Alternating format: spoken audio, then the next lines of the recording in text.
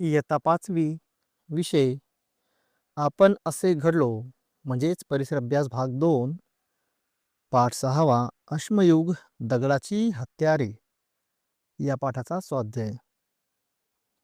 प्रश्न पहिला, रिकाम्या जागी कंसातील योग्य पर्याय लिहा. अ. ज्या काळातील हत्यारांमध्ये प्रामुख्याने दगडाची हत्यारे मिळतात त्या काळाला आपण डॅश असे म्हणतो. पर्याय ताम्रयुग, लोहयुग, अश्मयुग. उत्तर अश्मयुग. आ. महाराष्ट्रातील पुरश्मयुग स्थळांपैकी नाशिक जवळचे डॅश हे स्थळ प्रसिद्ध आहे. पर्याय गंगापूर, सिन्नर, चांदवड.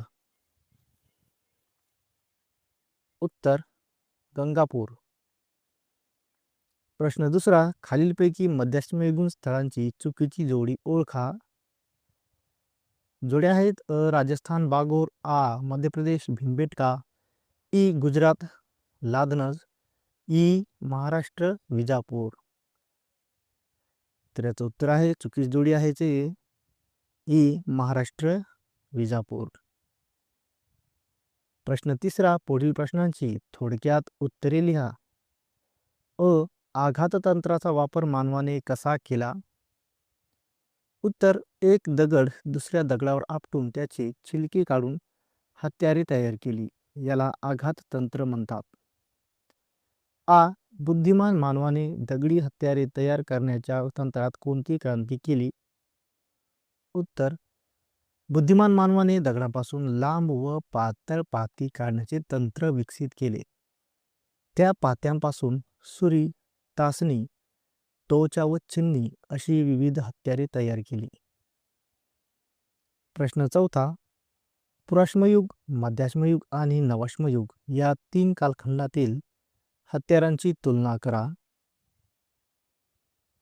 उत्तर, पुराश्मयुग, मध्याश्मयुग, नवाश्मयुग. पुराश्मयुग काळातील मानवाने आघाततंत्राने ओबडधोबड दगडी हत्यारे तयार केली. मध्याश्मयुग या काळात मानवाने लहान, टोकदार व सूक्ष्म दगडी हत्यारे तयार केली. ती शिकार करण्यासाठी वापरली जातात. नवाश्मयुग काळातील मानव अधिक प्रगत होता.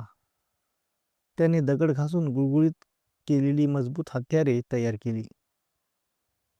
प्रश्न 5वा, पुढीलपैकी कोणत्या आधुनिक यंत्रामध्ये दगडाचा वापर केला जातो? अ. मिक्सर, आ. पिठाची चक्की, ई. मसाला कांडप यंत्र. उत्तर आ. पिठाची चक्की. प्रश्न 6वा, भारताच्या नकाशा आराखड्यात पुढील स्थळे दाखवा. अ. पुराश्मयुगीन महाराष्ट्रातील एक स्थळ. आ. नवाश्मयुगीन संस्कृतीचे अवशेष आढळणाऱ्या नदीचे खोरे. ई. मध्याश्मयुगीन अवशेष आढळलेले मध्य प्रदेशातील एक स्थळ. उत्तर तर याप्रमाणे दाखवलेले आहे.